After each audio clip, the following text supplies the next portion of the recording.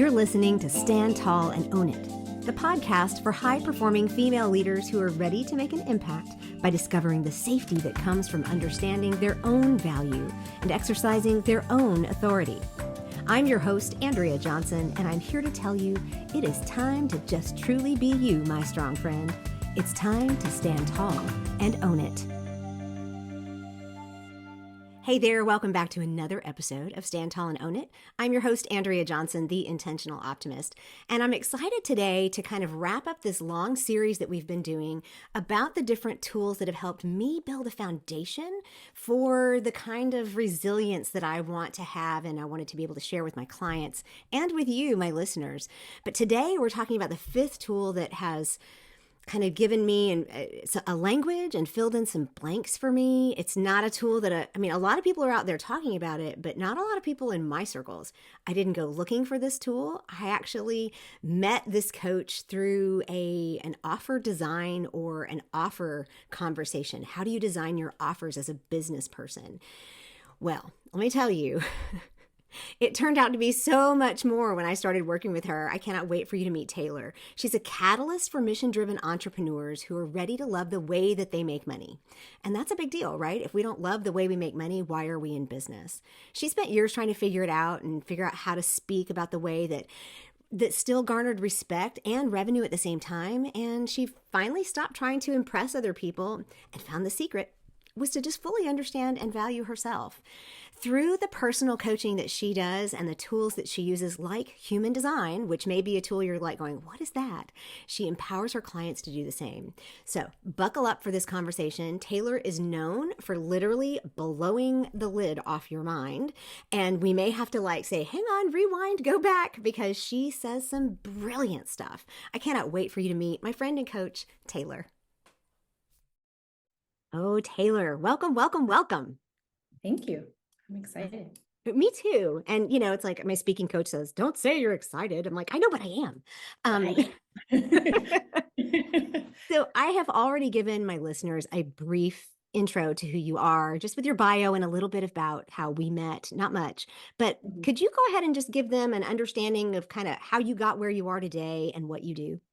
Yeah. So I want to say this. I thought I grew up in church, first of all. My parents are ministers, and I've always had this kind of affinity with presenting my thoughts and feelings. Sometimes that was in the form of, leading a group of some kind or a sermon of some kind. But either way, I knew I wanted to write and share my thinking. And at first I thought that would be through blogging. So a little over 5 years ago, I started a blog called Wife Meets Mama. And I was trying to document the intersection of the assault that I was surviving called marriage and motherhood. And it was great. Like, people definitely resonated. But what I found is that I didn't have interaction with the people. I was just sharing my experience. And while that has value and I enjoy doing that, I found that I wanted to hear other people's story. And I wanted to add some of the wisdom that I had learned into their experience. And I wanted to be somewhat intimate in that process. And so I kind of stumbled into coaching, which is funny because 20 years ago, my mom, at the time she was a licensed clinical social worker and therapist. And so she would say, yeah, I do counseling and coaching. And I'm like, what's coaching, Mom? And she would be like, it's just different than counseling. And I just completely dismissed it. Fast forward 20 years, apparently it's like a multi-million-dollar, billion-dollar industry, forerunner of her time, I guess. I don't know. But anyways, I stumbled into it, developed my own framework, basically, and started coaching a few clients. And this is relevant to human design, because what happened is I actually was signing clients. I actually was growing my business, but I didn't feel like it was growing fast enough. And so I joined another coach's community and learned some of their tools and thought they were going to teach me how to have, multiple 7-figure years very quickly. Well, that did not happen. And when that didn't happen, I thought it was me. I thought there was something flawed about me. I needed to figure out, how am I saying all of this good stuff, this profound stuff that everyone is so impressed by, but it's not translating to my bottom line. And for whatever reason, human design was kind of floating throughout this space. And I just looked up my profile And what ended up happening is I found out some things about myself that really framed why my experience was fundamentally different than other people's experience. And that really influenced my work. And so now I help other people figure out what is fundamentally different about them and how that shapes what they do in the world and the value that they offer other people. And we call those offers in the business space, but really it's just about exchanging value. How can I meet my priorities while honoring yours? And what do you want to exchange for that? What's the currency that we're going to talk about that in? Is that time? Is that money? Is Mm. that effort? What is the currency changes, but in the business, it's usually we're talking about money. But I just became obsessed, to be honest with you, with the offer conversation because I see so many people like me who have so many brilliant things to say, just profound insight. And it's like it stays in their little world because they can't figure out how to get into someone else's world, how to make it relevant to someone else, how to be in it. Yeah. Oh, People. So yeah. I warned in the intro, I warned people. I said, look out. I said, buckle up. I said, Taylor says things, it will blow the lid off your mind. And we may have to rewind and go back. And I'm like, I'm already, and here's a joke. I'm in, Taylor's my coach. And we joke. I actually have my coaching notes document up. And oh. it is currently at 108 pages. And it's a joke in the community that I'm taking so many notes. It's like, did Andrea get that down? But I'm sitting here taking notes during this, and I do this during all of my interviews, just if anybody's interested in my process, because Yeah. that way I take better I ask better questions and I process things better. But I'm like, nope, I'm gonna have to rewind that. I didn't get it all. But the whole idea of helping other people find their messages, I like to think I have something really good to say, that I have Yeah. something profound to say. And every once in a while, and we'll talk about that in a minute about how my personal design speaks to that. But every once in a while, someone will say, could you say that again? And I'll go, um, wait, what? What? And then, or somebody will say, you need to put that in writing and make it an offer. This is how you talk to your clients. And I'm like, I don't know what I just said. Or I Yes. don't, and then, and everything falls apart. Mhm. And so I think that's probably the piece that drew me the most to you because I do think I'm fundamentally different than everybody else. I do think my message is different. And so, anybody out there listening, we're all fundamentally different from each other. And, it's like the fingerprint thing or the snowflake thing, however you want to talk about it. But in the business world, it is imperative that we be able to offer to our clients a language that they understand us speaking and offer what we have in a way that they understand. And so that's how Taylor and I met way back. We were joking about this earlier through a room in Clubhouse. Is that still going? I think it exists. I haven't been Is there in it? a while, but I Yeah. think it's still a thing. Like people still go. And it was through a mutual acquaintance that you guys have heard on the podcast here just about 4 episodes ago, Allegra Stein. And did you join her community? Is that how you, or was it No, through your I coach's she community? yeah, we were in a different we have a similar certification, and so we Oh, had kinda connected through that coaches okay. community. But it was through that Clubhouse, which the reason why I didn't, and I think one of the reasons why a lot of people don't do it is that I need to see people's faces. And so, just like Taylor, I couldn't just be in the writing space. I couldn't just be in the audio space. I needed to be Mm, in the room and being able to see people's expressions and understand what they are trying to say or what they're thinking potentially, because sometimes it's written all over their face.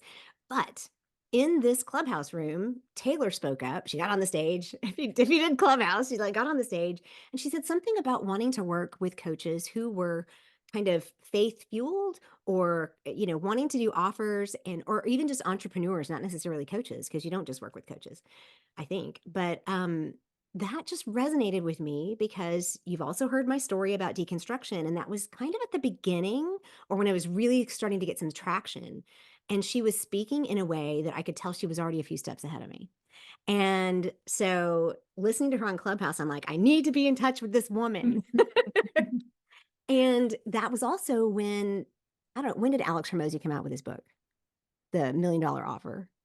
It had to be around that, like, maybe a couple of years ago, like, maybe 2.5 years ago. Yeah. So it Yeah, was so right when it came out and people were starting to read it, and you yeah, offered like a yeah, free, let's read this together. And I'm like, yeah. I am so in. And that's So how we started talking that's about it. money and Yeah. offers.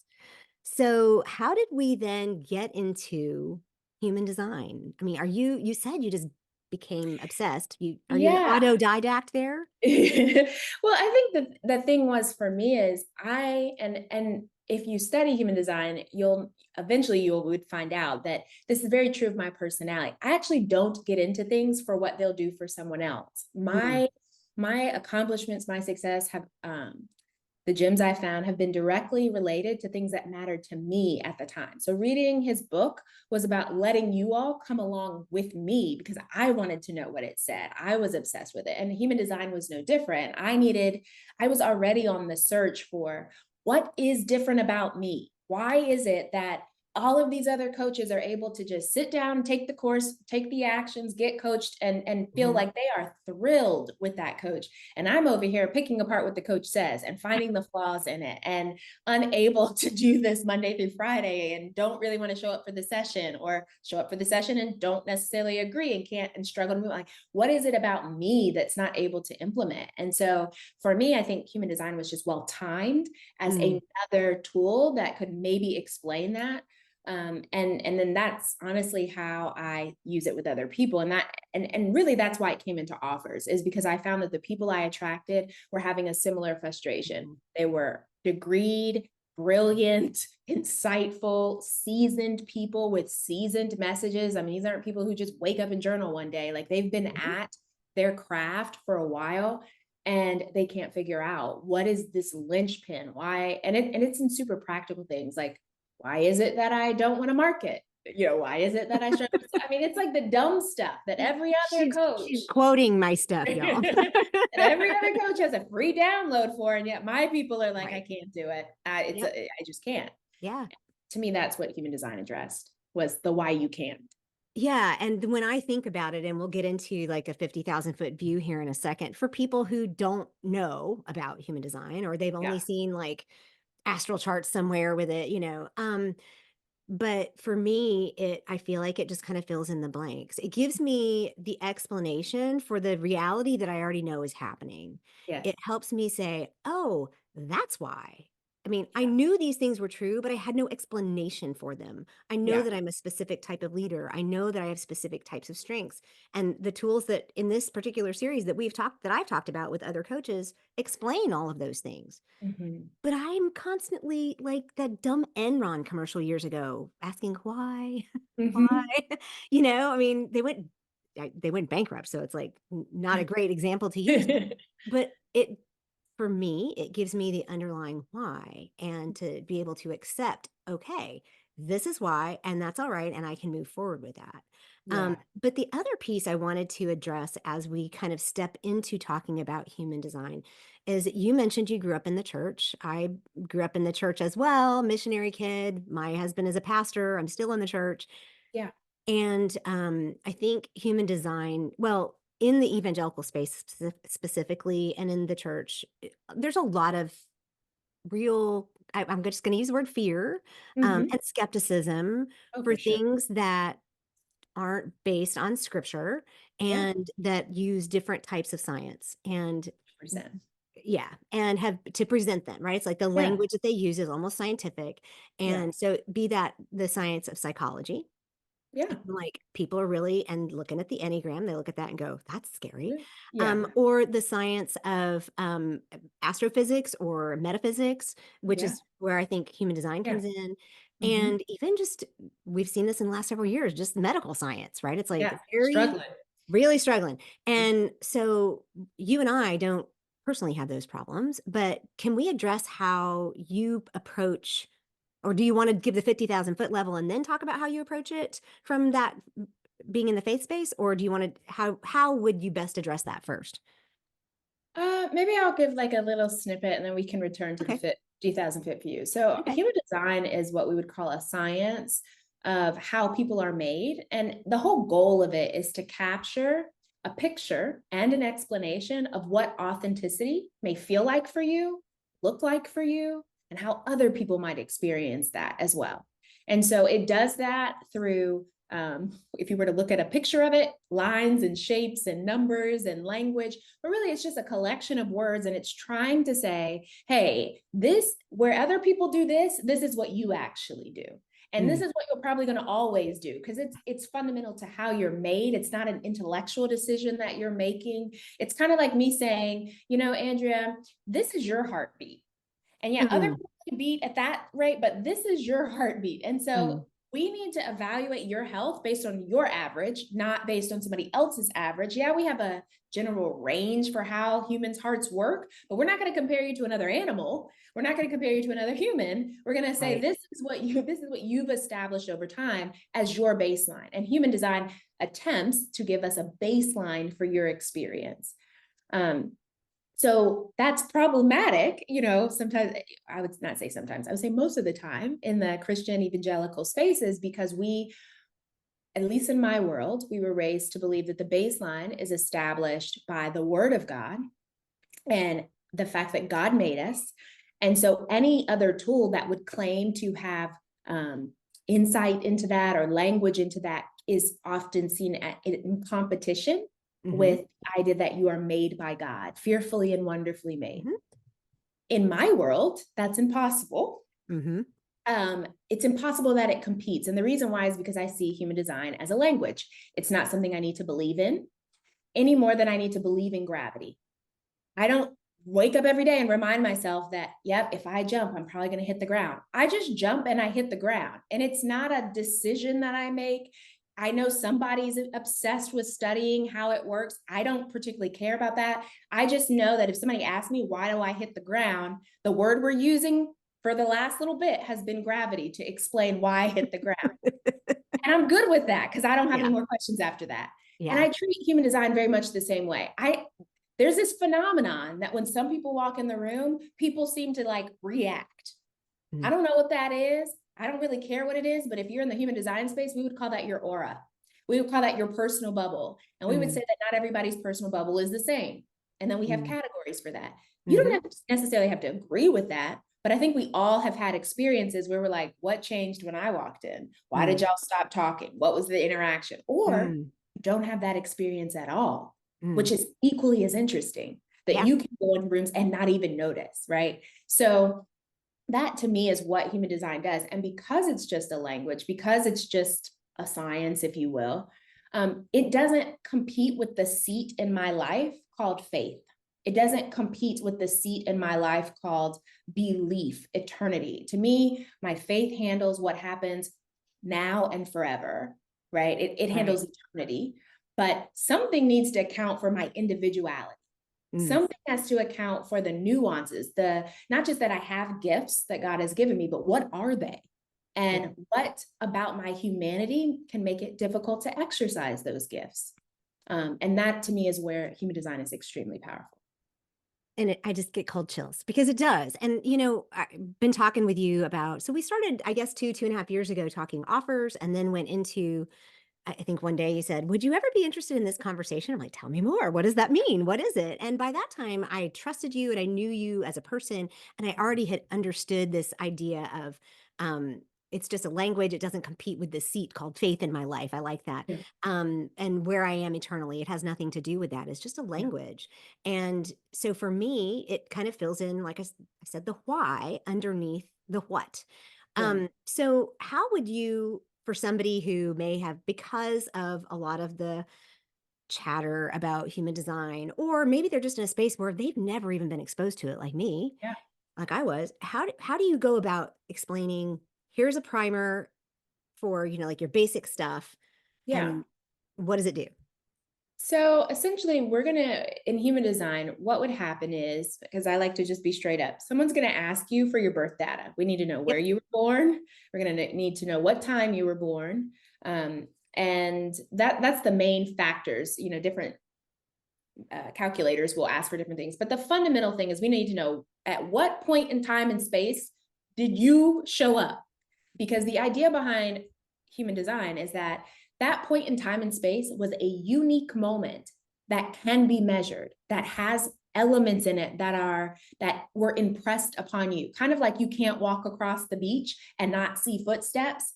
The Mm, idea is that you can't show up on earth on this side of heaven and not be impacted by what was happening in the world, in the womb, in mm, the, in the universe, in the stars. Like there's no way you can show up here made manifest and not be impacted by that. mm, And so human design says if we can know that date and time, we can give an idea mm, of what those little impressions might be.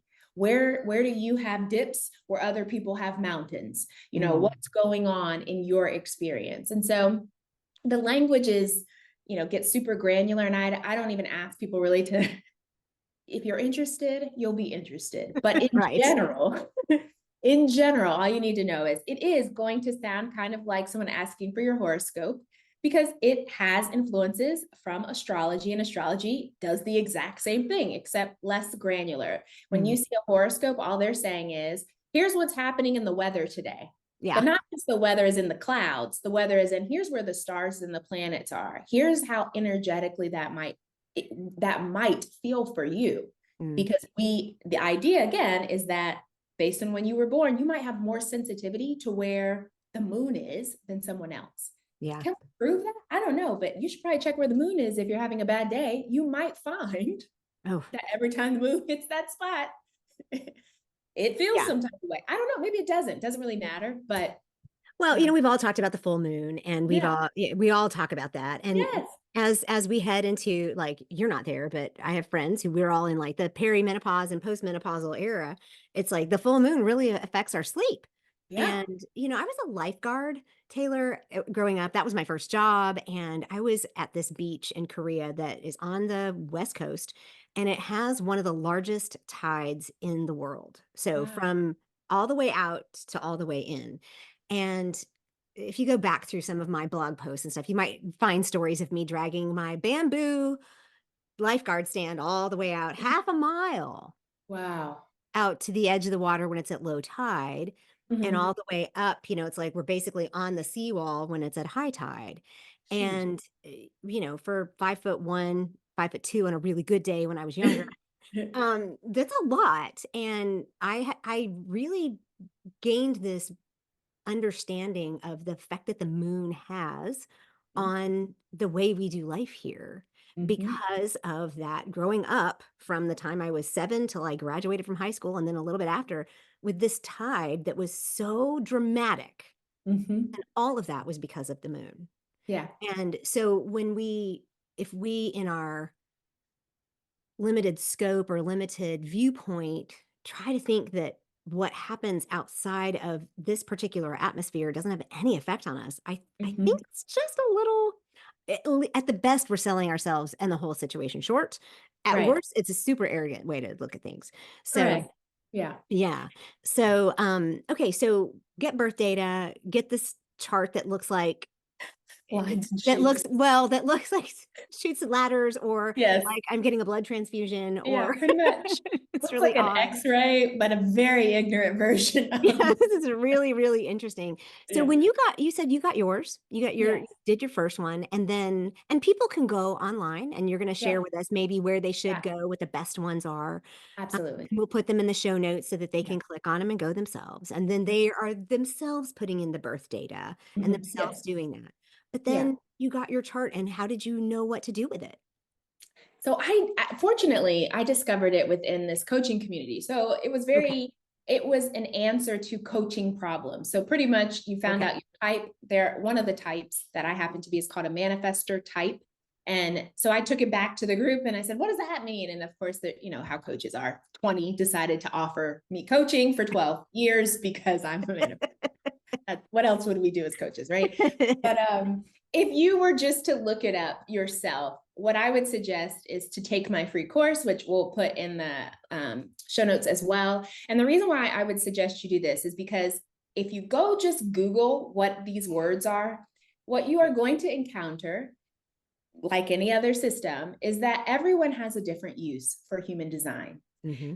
And that informs the way they explain what they see on the paper or how they interpret that information. For me, it is just a language that might give me a clue into your experience. Right. no more than your Starbucks order tells me about your whole life. Neither does this. This doesn't necessarily say anything definitive. You have to validate that for me. But that is not the philosophy of every person who shares human design information. For some, it is more like a religion. For some, it is a path of enlightenment. And that will heavily influence how they inform you about what you see on the paper. So what I would like your listeners to do is to take my free course so that you can understand the 5 overarching principles that are woven throughout the system. So no matter what anybody else tells you, here's the 5 things that are at play at all times within human design, period. So one of them that's going to be particularly relevant to them is duality. And all that just means is, if it can be good, it can be bad. If it can be light, it can be dark. So if they tell you that you're amazing at this, know for sure that there is an equal and opposite force called your, humanness that may not feel as beneficial as times. I think that's important to know when you do your research. So, and it will give you, the course has some details as well about your specific chart, but that would be my suggestion, is start there. Get an idea of how this system works and the kind of the rules or the laws that are at play. And then after that, after you feel like you're comfortable with that, then you can just Google. There are so many people who love talking about human design, and it really is a language in the way that it connects people. So once you find out you're a manifestor and you start meeting other manifestors, you might find that you found a group of people that are your people. And that's really what happened to me, is I found a group of manifestors called the Manifestor Community and dove right in. And now I teach and facilitate in there, and that really has informed my journey. But at the very beginning, I would just figure out what the system is about first, Right. before I start identifying with any one thing in the picture. Okay, so I'm just going to imagine that I have a bunch of independent people out there who are going to be like, so just tell me where do I get my chart? If there was, so if there was one place to go, because I know there's a couple of places you can go to get. I have my own. I'm going to put that in the show notes. It'll Okay. be free HD chart. You'll Okay, be able so to link. free HD chart. And then it'll say something, and then they're going to want to Google and all that kind of stuff. Do you mind just giving, because there's probably people who have also heard certain words about human design. What are the main types? Okay, so there are 5 overarching types. When we say type, though, in human design, what we mean is there's a general way that you go about being you. Even when you're not trying to be you, anytime you encounter something, we can reliably say, this is probably what's going to happen with you. And those are called types. And there's 5. One is a manifestor. That's my type. Andrea is a generator type. And then there is a reflector, a projector, and a manifesting generator, which is kind of like a subtype of the generator. They're kind of like fraternal twins, if you will, in a way. But there's 5. And really, it's like the big bucket that if we had to put everyone into big buckets, that's what it would be. But what I don't want to suggest in any way is like, like with Enneagram, which I like Enneagram, but like with Enneagram, it has 7, no, it has 9 larger categories, right? And so after the 9 larger categories, there's some tiers that we get down to that kind of continue to siphon you off into these groups. But after a certain point, it really is just your individual relationship with your type.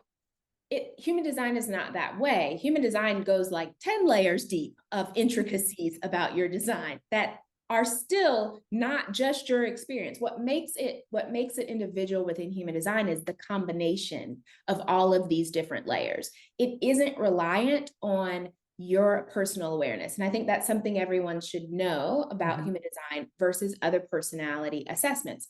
Most assessments rely on you being able to tell the assessment tool about you. That might be answering questions, that might be talking to somebody, whatever it is, it's reliant on your self-awareness. I think that's incredibly important, right? Yeah. And equal and opposite force would be, is there a tool that isn't reliant on my awareness at all? And that's where human design comes in. Right. It doesn't depend on what you know about yourself to spit out what your experience might be, and then you get to interact with it in a different way. And so that's something to know about it. I consider that a pro or an asset about it, but do with that what you want. So really quick, the other piece when somebody looks at a chart, Yeah. there's two sides to it. And you've Yeah. talked a little bit about duality. And when you take Yeah. her free course, I asked her if she was going to offer her free course because it really is that it's very simple and it's laid out very logically and it's really good. But you did say that one of the governing principles or overarching principles is duality. But part of that is even when you look at the chart, you've got Yes. a personality side and a design side. Can you give us Yes. just an understanding of that bit of duality? Absolutely. So if you grew up in what I lovingly refer to as Christendom, we have a body, we have a mind or a soul and a spirit, right? We have three parts. Well, human design actually agrees with that. And Hmm. so in the picture, what we capture are two of the three. What is your body's experience, which in human design we call the design part of it? And then what is the intellectual part of that experience, the personality, the part that you're most aware of? So my personality would be, hey, I know I'm, a friendly and outgoing person. Design would be like, and I have a heart and I have a spleen and I have a liver and I have an intestine. It's like that kind of contrast, if you will. Hmm.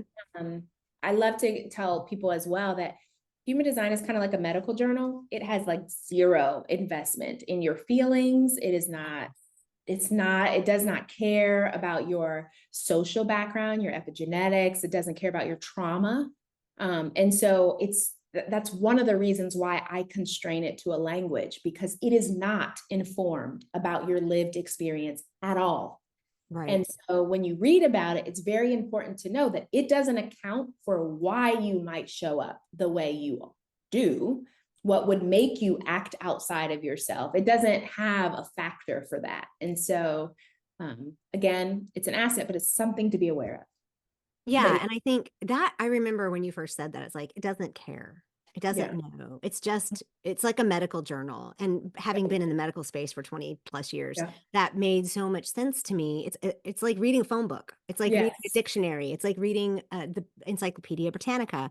And yes, so it's all very wooden. And even with the terms that they use, it's all very this is a specific definition that might be an exact definition from Google or from, yes, Webster's, but yet they're using it in a way that might feel archaic to us. yes, And because they're using it from all these different perspectives. yeah, But yeah, keeping that in mind, I think is really, really helpful.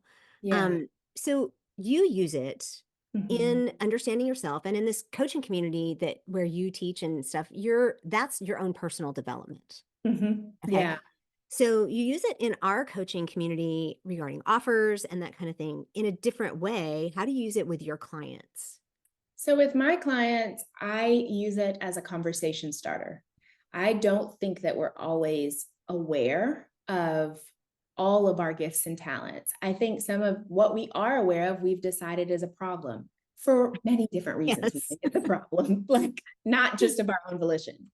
But I think that life, just from I guess maybe it might be helpful for your people to know, just my personal faith belief is that we're here to be known and to know other people, to know God, for God to Mhm. know us more than, not more, but in a different way than we are. I think awareness is the point, because I think Mhm. awareness is where abundance is. And so for my clients, it really is language or access to abundance. It allows us to see what is the magnitude of you that you may not even had the opportunity or the safety or the security to explore yet. And as a coach, I don't know. How would I know what you're working with? And Right. so I think the tool just gives us both a place to meet that doesn't require me to have, documented your whole life story. And it also doesn't require you to relive your entire life experience to be able to mine for all these experiences. It just brings it back to, oh, you're a 6'2", which is a profile or a kind of like a personality within human design. It goes by numbers. So if you're Mhm. a this, then you might be somebody who, people look up to you as a role model. Now, you may not ever think to tell me that. That's so important when it comes to your Mhm. marketing and how you position your offers. Right. You And know, in sitting here thinking about it, I know you mentioned I'm a generator. I am, and when you look at my chart, it actually says you're a pure generator. yes, And then it says I'm a 6'3" pure generator. And all my life I've been like, how come I just can't quite like I try things out and I'm experimenting but then all of a sudden people are coming to me like I have all this wisdom. Yes. And Taylor's like, "Well, that 6 number, that means you're a role model, and you're Yeah. hitting that place in your life where people are coming to you because you're role modeling everything for them." And I'm like, Yes. "Oh, I've been saying role model for a really long time. Where did that come from?" Yes. And the 3 is then the experimenter. Am I saying that right? Yes. Is the experimenter. So I'm always trying new things, but now a as I increase in age, Yeah. they become experiments in order to then turn around and share. Yeah. And even that very small piece, I like that idea. It's a common ground. It's a place for us to meet, and for you to remind me, Andrea, this is what you should say. This is how you Yeah. should speak. Yeah. And it's ingrained. I talk about our ABCs, our assumptions, beliefs, and Yeah. conditioning. And that Yeah. conditioning, man, that is Yeah. like one of those bozo clown things, the punching bags with the sand in the bottom where you hit it Yeah. and it just pops right back up. And it Exactly. might be gone for a split second and it pops right back up, especially when it comes, if you're a business owner listening to this, Ooh. or if you are a somebody who wants to grow in your career and climb the corporate ladder, that conditioning will you can hit that thing and it'll go down for 1 second and then it will pop right back up and we forget. So Yeah. having a place where we can have a conversation that reminds us of how we were actually designed Mhm. and the things that make sense, and what then of course, what we do with that design is very different. um, Yeah.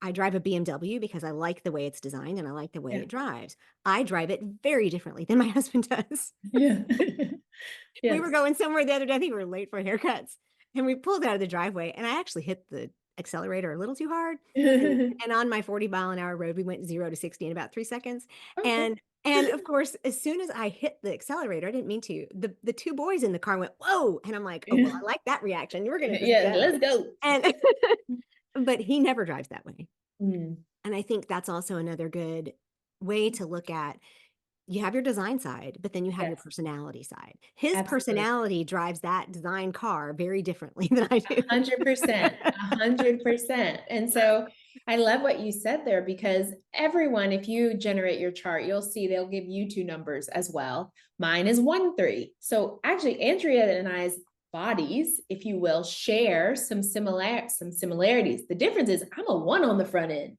I'm an investigator. I'm not interested in being a role model. I'm interested in what I want to know, period. And the rest of us follow you like a Pied And Piper. right.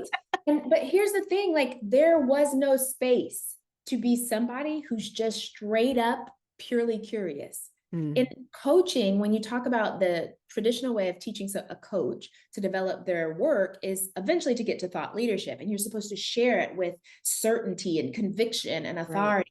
That's not how I live my life. I'm looking for the problems. I'm looking Mm, for the holes and things. That's the way I'm made. And come to find out, people actually don't need me for the answers. They like that I'm willing to ask questions that mhm. other people aren't even willing to ask. Or And don't even that's think of. didn't even think of, right? Yeah. And that's that creates safety for them, that there's a space that I'm willing to go, that I'm tethered to something that seemed unfair, unsafe, or whatever for them. And so that was a place for me to stand in. But there wasn't a coach who could tell me how to own that, because in coaching, that's not what you do. You don't own Right. your questions, you own your answers. I Right. don't have answers. Right. I just have a lot of theories that And I think are right.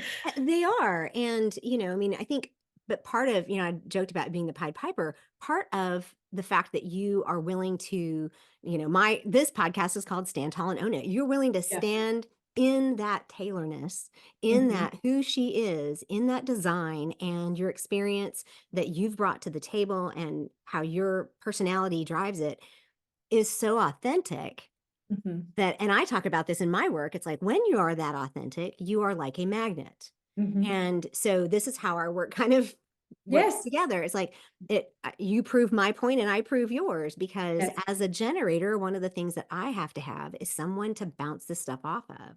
Yeah. And, in the Enneagram world, which is 2 episodes ago, I am a 6. And so, which not the same 6 as in a human design. I just thought that was very interesting. It is But interesting. as a 6, we sixes are supposedly we get committees for making decisions. Mhm. And a lot of that is being, teaching me how to trust myself But in human design, being able to say, the reason why I feel that way is this, therefore, I know I can trust myself. Yes. Therefore, I know, you know, and so having all of it work together and have the conversations. And the reason why I might prefer to have a conversation on video rather than on just audio is because I need that feedback. Yeah. As a generator, I don't generate from scratch. Generators generate out of the back and forth. It's like we Yes. feed off the energy that's in the room and we feed Yeah. off. So, Yeah, 100%. I think what most me and my business partner were talking about this is like most people see authority out in the world. Oh, she's so authoritative. She's so, herself and she owns it. But that's not what it feels like. It mm, doesn't feel like authority in that person's body, my body, let's just say like mhm, that. What it feels like to me is like awareness, like, oh, I'm probably not gonna be able to change that about. It feels like acceptance, but it mm, translates out there as authority. right. So I think for me and my work with my clients, my goal is, can you be aware of yourself? You don't have Yeah. to like it. You don't have to, maybe you want to change it, but can you just even be aware that this is how you're likely to show up? And then if there's a space in there for you, can you accept it? And if you can accept it, then you might be able to advocate for it and even do something with it. But you don't even have Mm, to go that far if you don't want to. It would just might be nice to know and yeah. not be surprised by yourself over and over and over again, or rely on other people to tell you about yourself. So that's something that, oh mercy, has slowed my growth so much, is Mm, trusting someone else's experience of me more than I have awareness or even trust for my own interpretation of my experience. And that's Christendom 101, is like, mhm, what is their impression? What was your impact? And to be clear, duality, there's nothing wrong with getting feedback and right. being in relationship. That's critical. But if that's not tempered by, you get to have your experience and here's what I was actually doing, here's my intention, I know who I am. If it's not tempered by that, it's codependency. Yeah. It's more manipulation. Like Yeah. it go in another direction. So I think it's important to be able to have a tool that isn't reliant on someone else's interpretation. Right, and that doesn't mean you live on an island. It doesn't Oh, mean you make excuses for yourself. This is nope. not an excuse system at all. And but being able to say, and then conversely, a lot of times, like with my silver hair and all this kind of stuff, or even because I'm a gastric bypass patient, I struggle with still thinking I'm heavy. And what are we, March 29th? In 2 days, it will be my 19th anniversary of my surgery. Yeah. And I'm looking at myself going, okay, 19 years in, do you think it's okay to accept yourself? And Mm. other people say to me, you're so tiny. And other people say, your hair is so gorgeous. People stop me on the street. People Yeah. stop me on the street to tell me how beautiful my hair is. And I just, every once in a while, I'll just look at my husband and I say, remind me to listen to other people, right? Because Yes. I think it's both sides of that. Not only do we not have to take other people's experience of us as like, Andrea, nobody wants your opinions. Well, actually, maybe they do, right? I don't have to Yeah. listen to that, but I Yeah. also do want to listen to the things that could be helpful. And just being, when you're confident in yourself and when you're comfortable in yourself, then Hmm. you have the opportunity to allow other people's voices to have the weight that they need to have, Yeah. right? To be Yeah. in balance, to have the right balance. Yeah. Um, Agreed. so as we kind of start pulling this together a little bit, is there anything that we've left out that you kind of want to make sure that people understand? Because I think we've touched on a lot of the main pieces, and we'll definitely give them access to your course. I think one of the things that I would, probably two things. Number Okay. one, um, you don't have to commit to human design forever. Like you can Mm, just Google it. You could just look up your chart and then decide you don't like it and walk away. So like there's very low risk. And I know I'm saying that like kind of funny, but I don't think we always realize that. I think, especially if you're Christian cultured, every decision feels like a eternal right. defining decision. Yes. It's not all of that. You could look up your chart and still agree with yourself that this is terrible. Like you don't Mhm. have to. You can even learn a little bit about what that chart says and then disagree with it. So there's no commitment by being interested. Okay. And so I think that's important to say because that was important for me to remind myself in the beginning. Because when I started this journey, I was not comfortable with astrology. I was not Hmm. wasn't comfortable with metaphysics just Yeah. as an entire genre of thinking. I was not comfortable because what I had witnessed were so many people who didn't have a faith in God. It was their faith. Yeah. And so I didn't have an example of how to hold it. So hopefully just a salve for those who are kind of like, I think I want to, but I might need to sneak and do it. You don't have to sneak. You could just check it out and decide it's a no.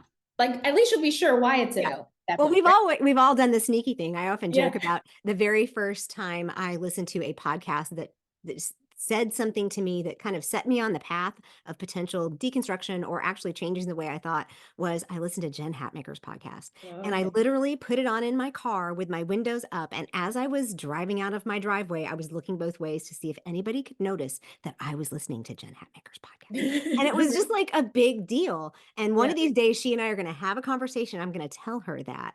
And we Yeah. don't always agree on everything, right? I mean, it's like, it's the same kind of thing. It's like you don't have to stay downloading, listening to podcasts, but I feel that energy. So I just wanted to say that for Yeah. anybody listening, if you're afraid, and if, if you're afraid, it also doesn't mean there's anything wrong with you. Right. Right. Right. Yeah. But You what's the can. second piece? And then the second one is, oh shoot. Hold on. Give me 1 second. It'll come back. I shouldn't Uh, have interrupted. yeah, I'll have to come back to it because I just dropped it. Well, either way, Yeah. some touch points that we have that we both experience with, and I'm going to record another episode after this one to kind of give my own personal experience. But one of the things that we have together is that we both experience energy differently based on the knowledge that we have on in human design. Can you speak to that just a little bit? Yeah. So I think one of the beautiful things about human design is we're talking about how it feels to be you, not necessarily your opinion of that experience. And so because of that, it means that anytime you or I encounter different things, what it's going to go through is how we're made. And that is fundamentally different. And Mm. so what feels not beyond just like a compliment or just like someone's feedback, like when you sit in my house might feel different than it feels to you. And what is it about that? When you said you like bouncing things off people, well, that's because if I look at your chart, there's a clear section you have that I don't have. I'm not Hmm. interested in looking for people to respond to and to bounce things off of, not in that way. And Yeah. so I think it allows us to validate each of our experiences and find the value in them. For Yeah, sure. and I enjoy that. I enjoy just having some of the basic knowledge of my design because Mhm. like you said, I may not necessarily use that on a daily basis, and I don't even think about it every day, right? It's just Yeah. when I do think about it, I'm like, oh yeah, or Yes. oh, that makes sense. Yes. And there have been a couple of things where it was a couple of coaching calls ago where I said, it's just I have to just do the thing. And you're like, Andrea, it's right there in your chart. You're the Yes. just do it person. You have that Yes. thing in your chart. And so that's been very courage offering to me. Um, Yeah. I so thought of the thing though. oh good. What is that Other second thing? thing is, I think it's important, maybe because I subscribe to this idea of duality, is that you actually don't need human design at all. Like there are a lot of successful people who could not tell you anything about it. Yep. You don't necessarily need to know the intricacies of every aspect of how you're made any more than you need to know every cell in your body. Like you Yeah. just don't. But if you're sick, it's really powerful to know how your organs work. Like if Hmm. it, you know what I mean? Like if you're not happy, it's really useful sometimes to know what might be contributing to that beyond just a sinful nature, Hmm. beyond just um, habits and personalities. It can Hmm. be helpful. But Right. what I would not want to leave this podcast or any other place suggesting is that it is the barrier, this level of awareness or Hmm. goal is the barrier between you and what God has called you to, or the blessings or the favor of God in your life or fulfillment, purpose. It's not a Yeah. barrier Well, and any. I love that you said that because throughout this entire series, that is one of the things that I've made very clear. It's like Yeah. these, I use all five of these tools. All five of Yes. these tools make sense to me, and I will do a recap in the next episode to kind of share how they all come together and how one of the reasons I wanted human design last is because of the way I think human design fills in the gaps for me. And you've used that language before, Yes. which kind of resonated. But with every single one, my invitation to my listeners is this a tool for you? Yeah. You may not need this. And even Yeah. when I talk to people about core values, like there are a few unicorns out there, probably more than a few, that just already live in accordance with their Mhm. core values. And Yeah. so in this language, they may already live very comfortably within their Mhm. design and they honor their personality and they don't have any questions. Yeah. Those people don't need my core values course. Those people Right. don't necessarily, it might be interesting for them to say, yep, that's who I am. Yeah. But at the same time, I don't that's not who needs it. So with every single one of these, I say, is this a tool for you? Because you might need one tool out of these five. You might Yeah. need none of the tools out of these five. And human design maybe, but human design also in on the other side might be the one that gives you the explanation for some of the things that nothing else has been able to explain for you. 100%. And I think that's the language you used at the very beginning when you started talking about human design with us was this is a language that filled in the blanks. Like there were all these things that had question marks at the end, or there was something in between there was space in between the lines, and this just kind of filled it in. And I thought that Yeah. was really helpful. Yep. That's spot So on. for you, I've said, you like the Pied Piper, we just followed you, but and we talk about how understanding ourselves helps us stand tall and own it. Yeah. What is the biggest thing that understanding your human design information has allowed you to stand tall and own?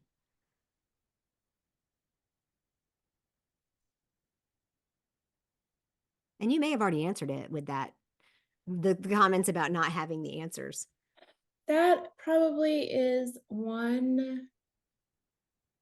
I think knowing my human design. Actually, I was telling my husband this yesterday because I went back and listened to some old content I created and I was blown away. And for some, that might sound arrogant, but it was one of those moments where I was like, how did I not know 2 years ago when I created that that's as good as it is? Because now, Mm, 2 years after maturing, I think I said it better then than I could say it now. Like mm, how did I not have awareness of that? mm, And my human design made it so that I didn't judge that about myself anymore. It mm. was like I had compassion for, I can look back and see how I could have sold that, how I could have packaged that, how that I could have been a great offer for someone, how my insecurity back then eroded some of my success in a way, if you will, if you want to say it that way. But Sure. I don't say that with judgment anymore. It's like, oh, Yeah. that's total 1-3. That's Yeah. a total 3. She could be Yeah. looking at gold and it will not call it gold until she's tested it. She just Stick it through the so fire. 2 years later, I'm willing to say that podcast episode I did 2 years ago, it's gold. I'll Oh, how sell it funny. now. And I think that's a really, really good point. And I think it's available to all of us to be able to say when we understand ourselves, we are able to give yesterday's self, last year's Mhm. self, 2 years ago self, the kind of grace that we need, which then enables us to walk forward with a little less weight in our backpack. Yeah, for sure. For sure. I think to your point, anyone could do that. And if you have that skill, again, maybe human design is not a tool that you need. Mm, I would also say that my ability to explain what I was doing then and why that now I feel comfortable charging for something that I didn't feel comfortable charging then is because of human design language. mm, So I have this experience, I went through it, I don't have judgment for it, I'm good. But if you want to be able to articulate that and then offer that experience to someone else as credentials for why this is good and how it's useful, if you want to make it an offer, if you want to include somebody else in that experience, you've got to be able to articulate it.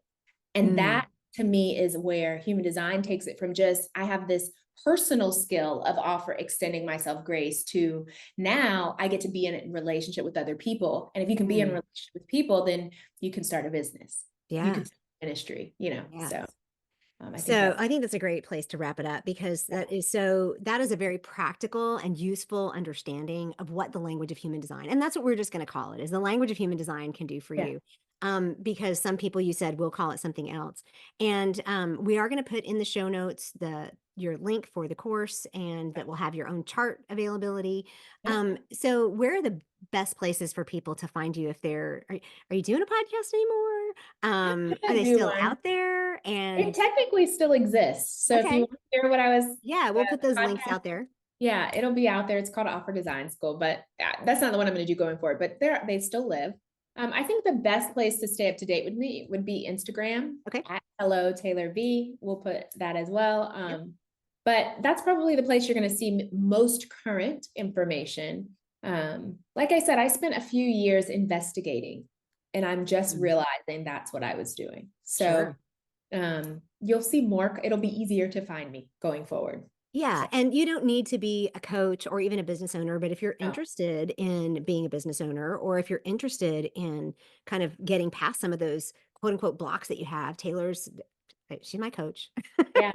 So, Yeah. yeah, Everything's an offer. If you yeah, want a promotion, you want to make an offer. If you want to have a kid, exactly. you want to get married, you want to make an offer. I mean, it's all an offer. So if there's anything that you want to do that involves someone else or changing your life, you're probably going to at some point need to understand why you're valuable and how to make that relevant to someone else. Oh, that's good. All right, Taylor, I'm so glad you're here. Thank you. This was a fun conversation. Thanks for having me.